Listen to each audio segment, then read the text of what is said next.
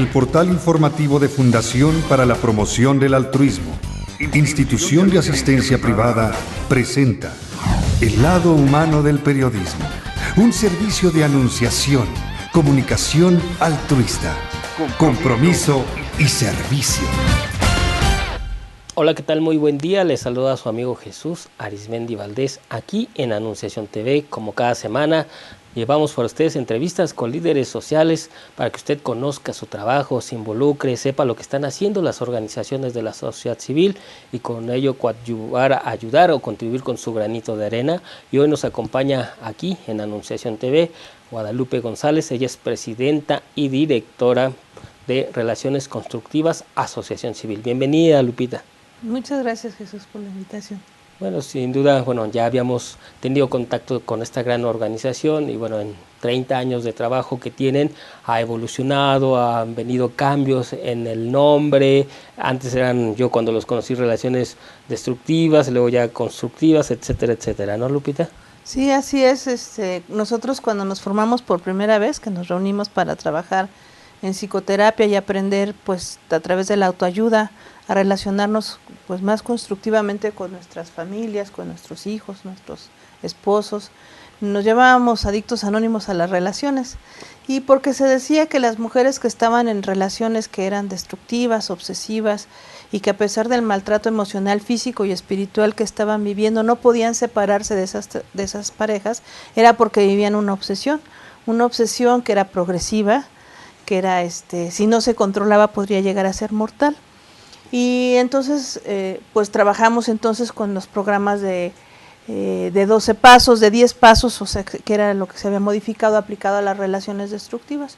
Pero poco a poco, pues fuimos aprendiendo de nuestra propia experiencia y vinculándonos a epistemológicamente otras teorías y otras concepciones de pensamiento. Y bueno, hay toda una serie social, cultura, hay una sociedad y una cultura que promueve fuertemente en las relaciones destructivas, que promueve el amor obsesivo, que promueve pues incluso el maltrato dentro de la relación de pareja y el maltrato con los hijos. Y entonces, aparte de la cultura, como estamos atrapadas como seres humanos, decirnos que somos adictos a las relaciones, pues era como pues un ataque doble por dos vías, ¿no? Entonces nosotros empezamos a cuestionar estos paradigmas, ¿no? Y empezamos a trabajar bajo la teoría humanista y la teoría familiar sistémica. Poco a poco también fue entonces cuando cambiamos nuestro nombre a Relaciones Destructivas y ubicamos entonces la problemática de la mujer y de las familias, no producto de un problema de obsesión, que sería una explicación como personal, sino producto precisamente de un contexto y de una cultura que promueve este tipo de relaciones y que no nos da recursos de otro tipo para poder establecer relaciones más sanas. Seguimos evolucionando, pues como tú comentas, tenemos 30 años y en el 2002 más o menos, constituimos relaciones constructivas, con una propuesta ya no de centrarnos en lo que es el problema y en la explicación del problema, lo cual nos hacía un experto en relaciones destructivas, ¿no? Claro. Sino desde el nombre ofrecer una alternativa de solución, para brindar opciones, para trabajar con los recursos, con las capacidades, con las potencialidades de las mujeres, de los hombres y en general de sus familias, y pues entonces reforzar todo esto que sí funciona en las familias, todo esto que se convierte en recursos útiles y que potencializan la unión, la convivencia y el buen trato, ¿no? Dentro de las personas y de las familias, y es entonces que pues nos llamamos relaciones constructivas y trabajamos ya bajo estos paradigmas, ¿no? Llamar a construir el diálogo, Ajá. El amor a la familia, a los hijos, el matrimonio, y basar en el constructivismo, ¿podría ser? Pues sí, el constructivismo social principalmente, y lo que es las terapias centradas en soluciones, ¿no? Técnicas de programación neurolingüística y otras magias, ¿no? Fíjate que todas las familias tienen eventos que son muy destructivos, unas más destructivas que otras, pero todos vivimos conflictos. Pero también todas las familias vivimos momentos donde nos encontramos, donde nos unimos, donde hay concordia y no discordia. La mayoría de las terapias y de las intervenciones están centradas en analizar el problema, meterse al origen del problema y desde ahí pretender resolverlo. Lo cierto es que vuelven a las personas, si exactamente como te comentaba hace rato, en expertos en el problema. Y saben muy bien cuál es el origen de lo que está pasando, saben muy bien quiénes son los responsables de lo que está pasando, pero eso no modifica los comportamientos. Entonces nosotros cuando hacemos nuestro trabajo nos centramos en aquello que une, aquello que permite la convivencia, que permite el diálogo, estos encuentros familiares que es como muy tradicional en las familias mexicanas, que se reúnan una vez a la semana, y entonces a partir de lo que hacen en esos encuentros, explicarlo, analizarlo, y entonces volvernos unos expertos en las soluciones o en la unión de la familia. Entonces, así como el problema se tiende a convertir en una bola de nieve que va y que te atrapa, ¿no? Y que llegas a sentirte verdaderamente agobiado, así la solución y los recursos se convierten en una bola de nieve también, pero que te da esperanza, que te da fortalece y que regrese el potencial humano a cada uno de los integrantes de la familia. Y ese es el trabajo que ahora estamos realizando. Digo, construir comunidades, ¿no?, hacia el amor y sobre todo, Lupita, preguntarte cómo ves esas relaciones entre padres e hijos. Muchas veces se conflictúan, ¿no? Digo, sobre todo en la etapa de la adolescencia, ¿no?, en donde uno como joven, que ya lo experimentó, pues se quiere comer al mundo, ¿no?, y decir mi palabra es la ley, ¿no? Uh-huh. Exactamente.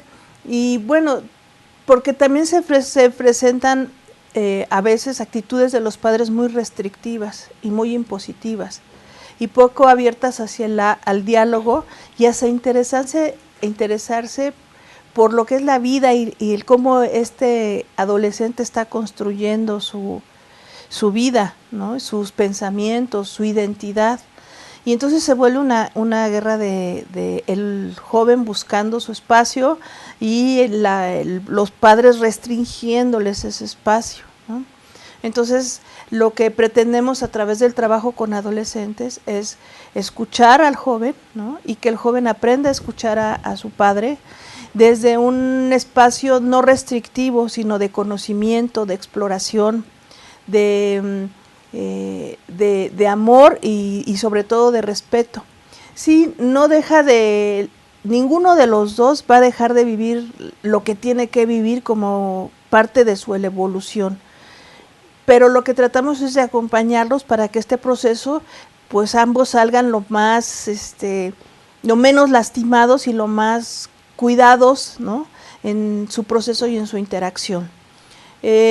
Nosotros sabemos que actualmente pues la influencia social y las opciones que tienen los jóvenes de diversión, de convivencia y de intercambio pues están como muy intoxicadas, yo diría, no solo por sustancias, sino también por estas relaciones de maltrato, de violencia en el noviazgo que existe, claro, que se ha convertido en un problema muy fuerte actualmente. Si te parece, hacemos una pausa, Lupita, vamos y volvemos. Esto es Anunciación TV.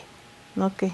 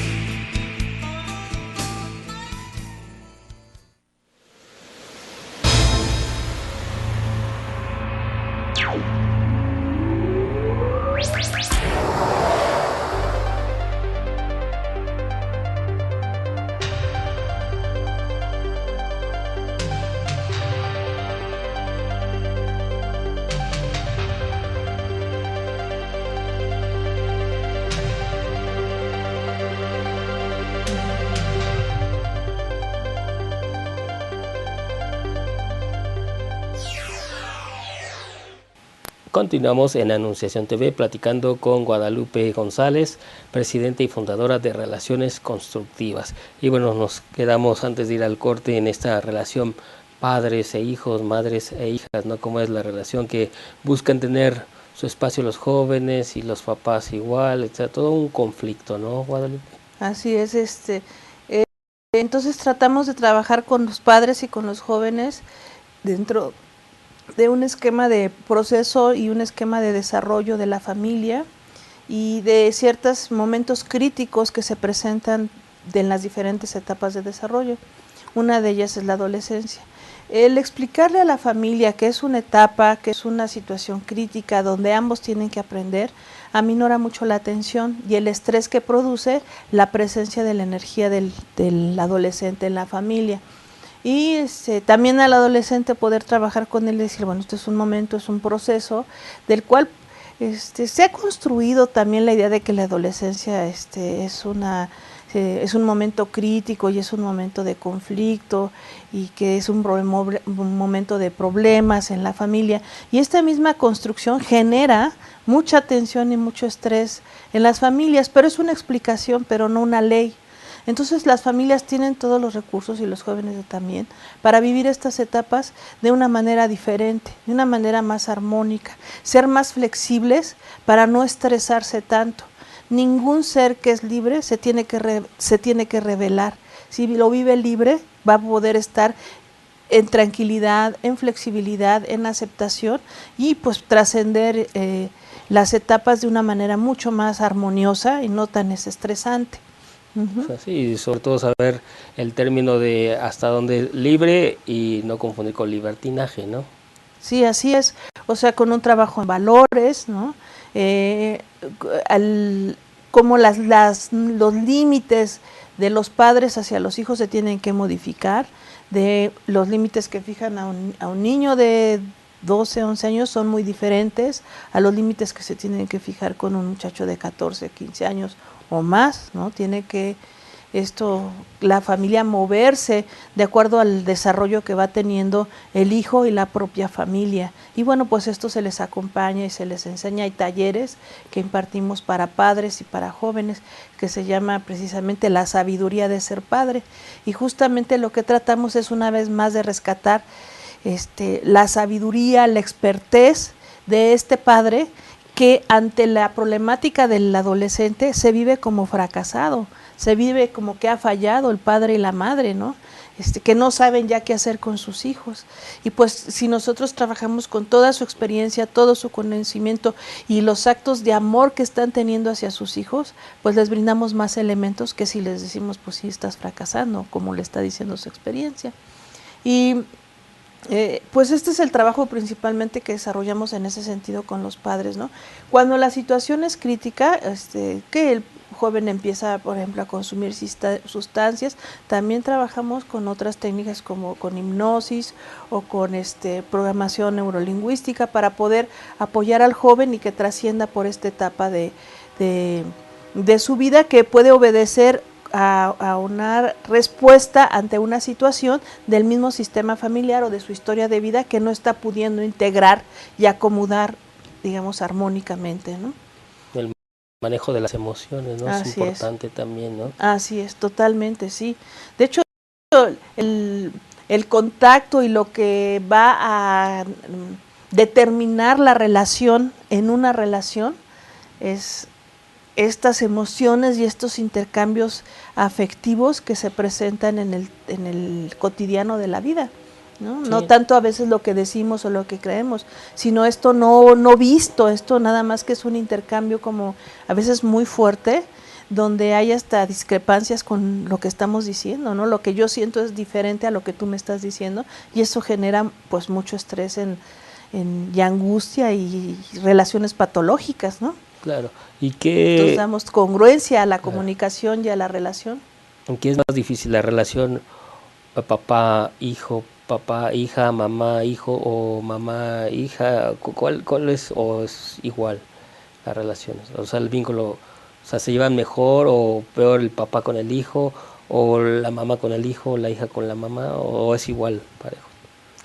Cuando una relación es conflictiva, yo creo que no tiene que ver ni el género, ni ni el tiempo, o sea, la relación se va construyendo conflictiva. En el trabajo que nosotros hemos realizado nos hemos dado cuenta que son muy conflictivas la relación de la joven adolescente con la madre, que no ha podido trascender hacia la edad adulta, ¿no? Entonces se convierte en una confrontación constante del desarrollo físico, su sexualidad, su despertar hacia la vida y a las relaciones, ¿no? Y entonces se vuelven madres muy violentas, impositivas, dominantes, descalificadoras, agresivas, lo vemos de madre a madre. Y de joven a adolescente, de hombre a padre, también es muy confrontante cuando igual el padre no ha podido trascender hacia la edad adulta. Y es que entonces se enfrentan dos adolescentes en una lucha cotidiana por ver quién tiene la razón, ¿no? Y el padre no asume su rol de apoyo, de acompañante,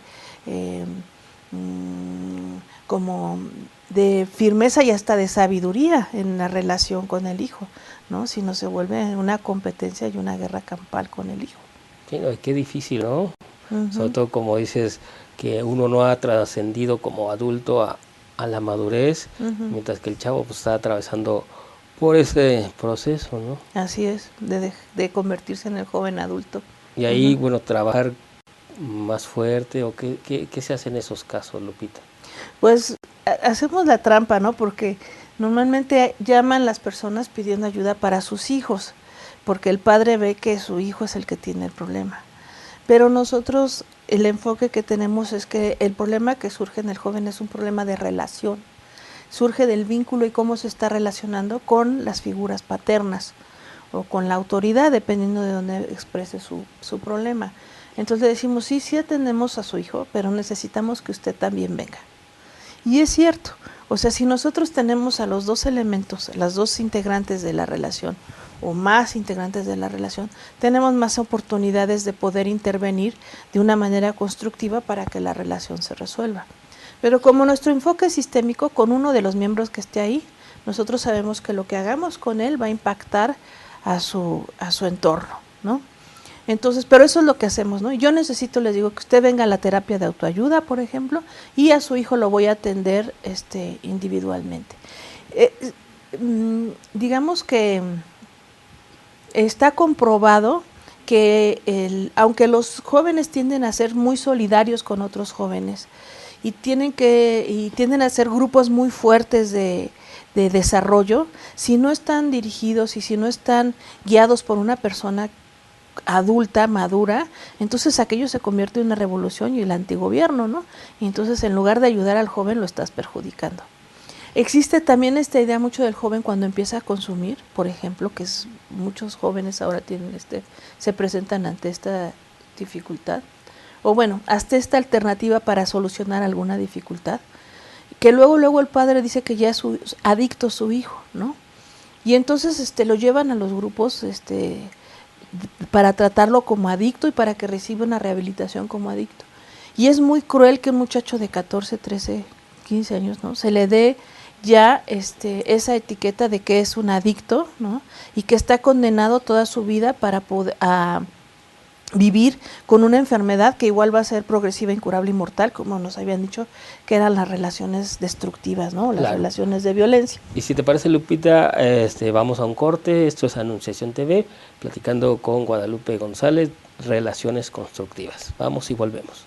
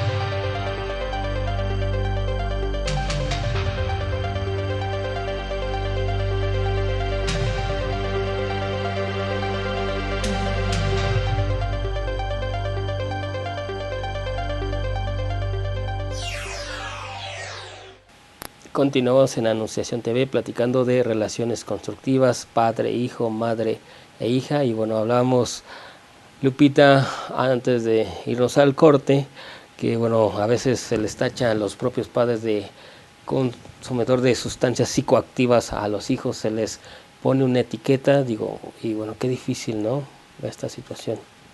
Sí, porque los estás estigmatizando.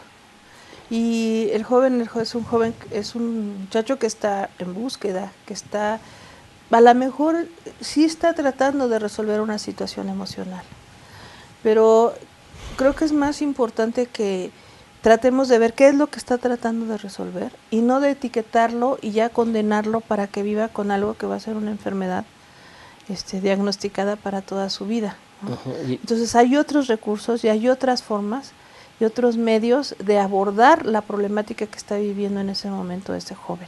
¿Y cómo acercarte a tus hijos en ese sentido de, pues, como tu amigo, como tu padre? Digo, que no se malentienda en ese sentido que si eres mi amigo somos iguales o yo soy tu padre y me respetas. ¿Cómo generar ese buen ambiente para que los chavos crean en ti? O sea, ¿qué herramientas, qué elementos debemos tener, Lupita?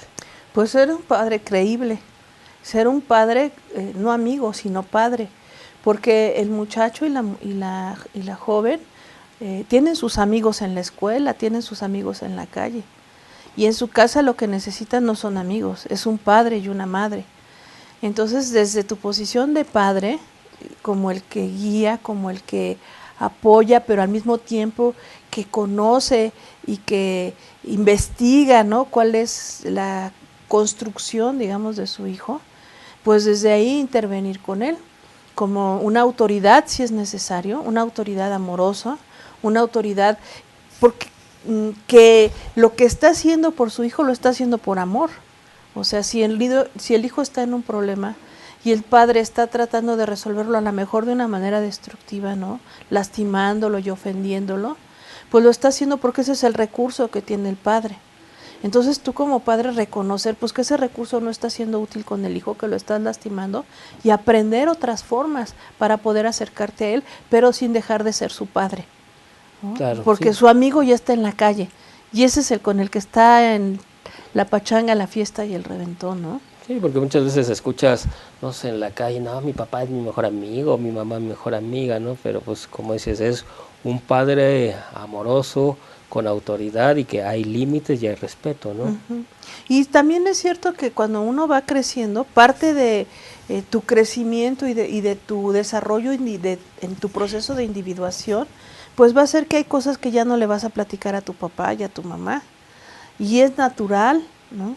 Entonces no sentirte amenazado por esos espacios que tu hijo va requiriendo para su vida, sino irlos comprendiendo.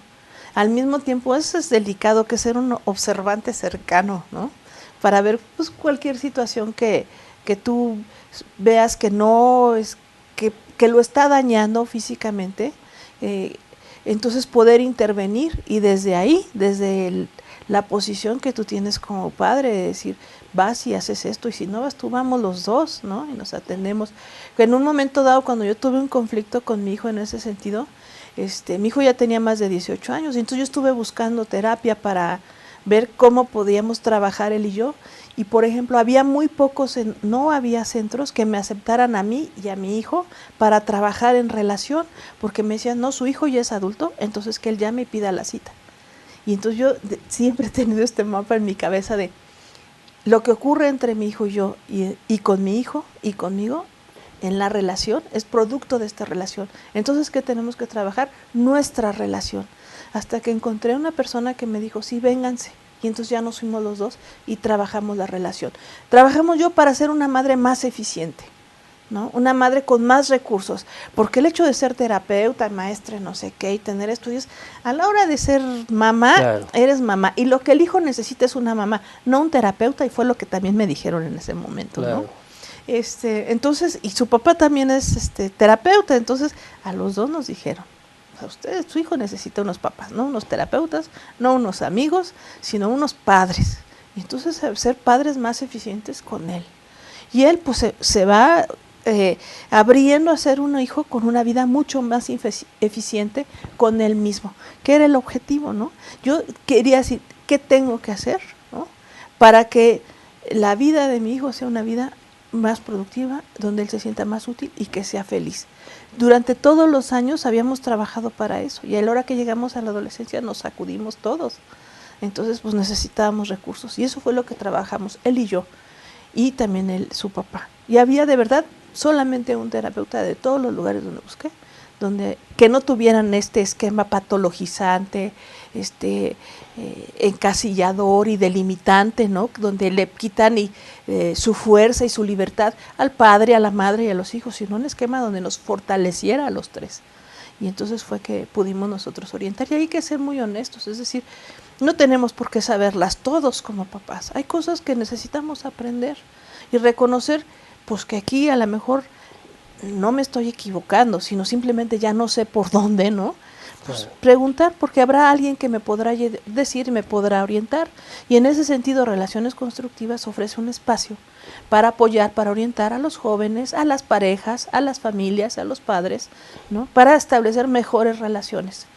Los procesos no nos los vamos a saltar, los conflictos no los vamos a evitar, pero vamos a aprender recursos y herramientas más útiles para estos procesos, librarlos, digamos, más amorosamente, ¿no?, más hasta en equipo, ¿no?, colectivamente, con apoyo y con solidaridad en nuestro ambiente. Sí, como debe ser mamá, papá, hijo, hija, ¿no? En familia todo es mejor, y salir adelante ante los conflictos, ¿no? Uh-huh. Lupita, pues yo quiero agradecerte el que nos hayas acompañado esta mañana aquí en Anunciación TV, y como siempre un placer. Se despide su amigo Jesús Arismendi. Lupita, muchas gracias. Gracias, Jesús, muchas gracias a todos por haberme invitado. Y bueno, pues ya lo sabe, hay que trabajar. Si se encuentra en esa situación con sus hijos, con sus hijas, mamá, papá, pues saben a dónde acudir. Hay una organización especialista en relaciones constructivas, y pues no tenga miedo, todo se soluciona, bueno, menos la muerte. Y bueno, así que ya lo sabe, a lo largo del programa han aparecido tus datos para que se pongan en contacto. Gracias. Y bueno, pues pásela bien, haciendo el bien, agradeciendo al equipo de producción. Soy Jesús Arismendi, hasta la próxima. Sí hay soluciones. Aquí, en el portal informativo de Fundación para la Promoción del Altruismo, Institución de Asistencia Privada. El lado humano del periodismo. Un servicio de anunciación, comunicación altruista. Participa en Facebook, Todo México Somos Hermanos, y síguenos en Twitter, @somos_hermanos.